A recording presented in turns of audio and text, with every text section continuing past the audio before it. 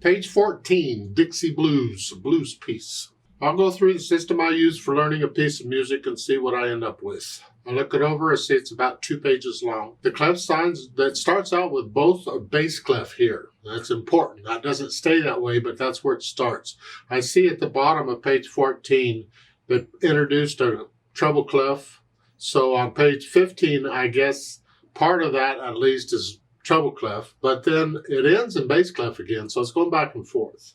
There's no sharps or flats in the key signature, so this is either in the key of C major or A minor. Let's look at the end. At the end, there are A's. I'm guessing it's A minor because normally, not always, but normally a piece will end on its one chord. In this case, the one note, the tonic note. As far as doing the scales and arpeggios, do them both, A minor and C major. And I don't know where you are in doing them. At least one octave. Make sure you know them, the scale and arpeggios, all of them. If you know them and you're comfortable with them, then start doing 2 octaves. But it's the trill and the tremolo exercises in my videos that will do you the most good. So do those. And then 4/4 time signature. I'm going to take it one hand at a time. I have some fingering suggestions.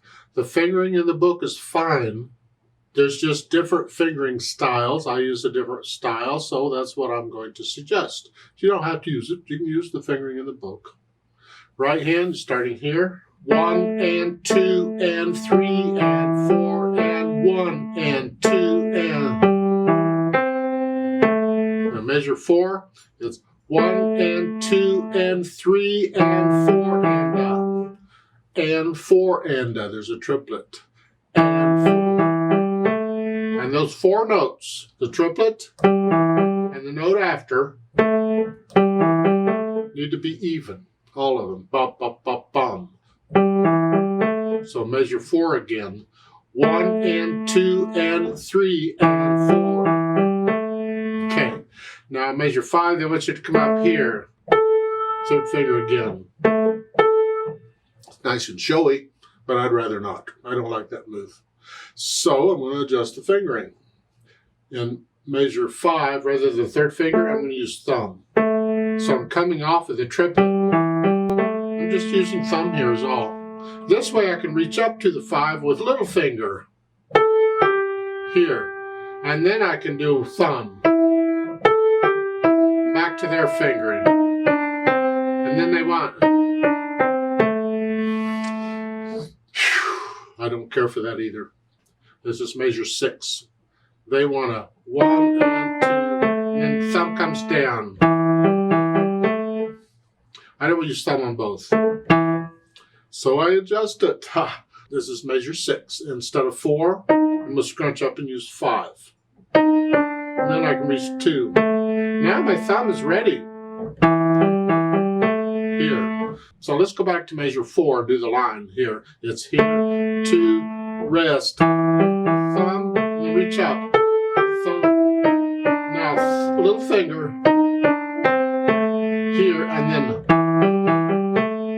each time I get this, I'm going to use thumb. Because I got to come out here.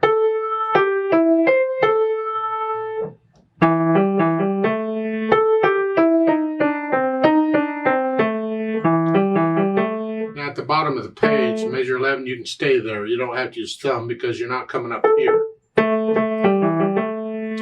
Now, measure 13. They have it here. Triplet. 1 enda, 2 enda. 1 enda, 2. They got you. It's a little dangerous. I would prefer not to, so rather than 4, I'm going to start with 5. Now I have all my fingers, I can get it all in one hand position. 1 and stay there. Here. Now, measure 17, you have a rest to come up here, that's fine. And by the way, I'm going to use 5 again. We're doing the same thing we just did, but an octave higher. However, you can, if you'd like, measure 16. Once you play that, while you're holding it down, put thumb on it. Just substitute here. This way, you're a little closer to where you want to go.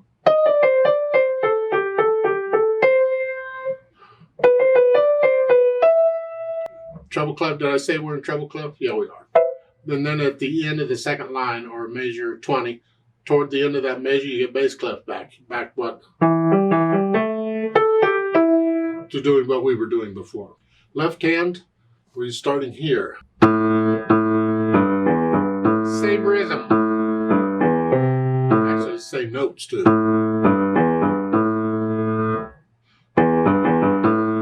Measure 4, 1 and 2 and 3 and 4. For the most part, that's the left hand. Put the hands together. Now, when I first put the hands together, I hesitate all over. I don't care. I just want to know how the fingers are working together. These, 2 and 3.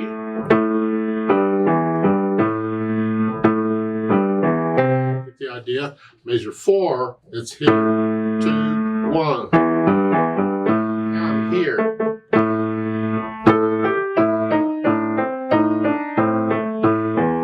Now, measure 6. Look out. Real slow. 1 and 2 and 3 and 4 and 1. This left hand. Yes, keep that.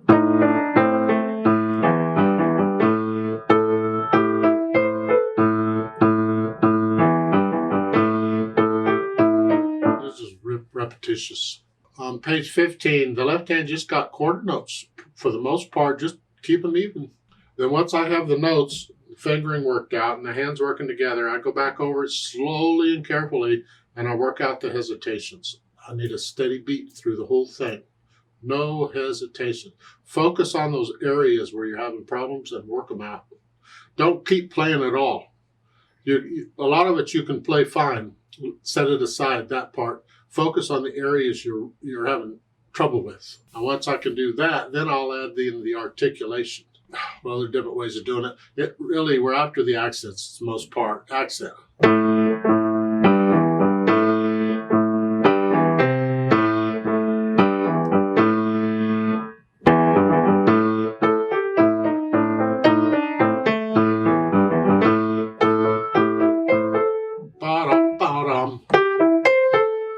It's the accents we want here. Otherwise, for the most part, you're connecting it. Now, when you get to page 15 and left hand, you can just play them. You want to play them a little short, try that.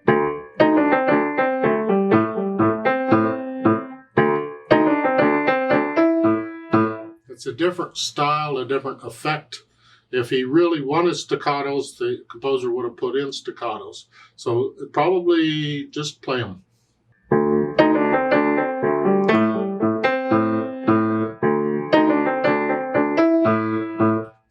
The accents are in the right hand. Then once I have an idea of the articulation, then I add the dynamics. MF at the beginning is mezzo forte. Remember, the dynamic provided applies to the melody. Here at the beginning, both hands are playing the same notes. So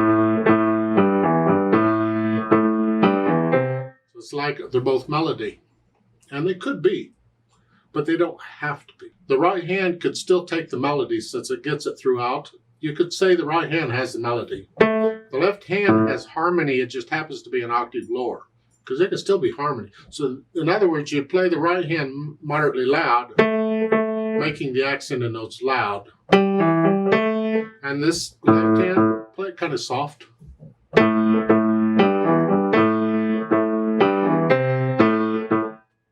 However, I sort of think because of the accents, he's put accents in both hands. I think he really intends that both hands are playing melody here. It's kind of an introduction. So both hands would be moderately loud. And then pick up to measure 5, the right hand takes it. And the left hand needs to get out of the way then. Yeah. And this is then soft, pretty much throughout the rest of the piece. Now when you get to the top of page 15, I measure 13, a lot of numbers, huh? Come down to mezzo piano. They're sort of soft. That makes the accented notes a sort of loud note. This left hand needs to be really soft in the background.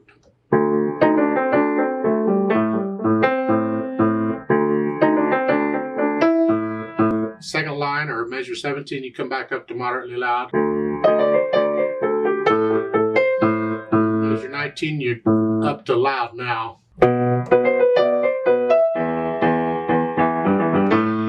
You do the dynamics. Then the speed. Moderately swing rhythm. Let me give us some metronome indications. It's the swing rhythm. It's a blues piece. The different genres or types of music, jazz, swing, and blues. They're all sort of interpreted, the rhythm is interpreted the same way. You swing it. It's not 1 and 2 and, it's long, short. 1 and 2 and 3. You feel it. There's no notation. You just feel it. And this way, the triplets kind of fall into that. Bum, ba, bum, ba, bum, ba, ba, ba, ba, bum, ba. But the long, short isn't necessarily triplets. You just feel it. So it's here.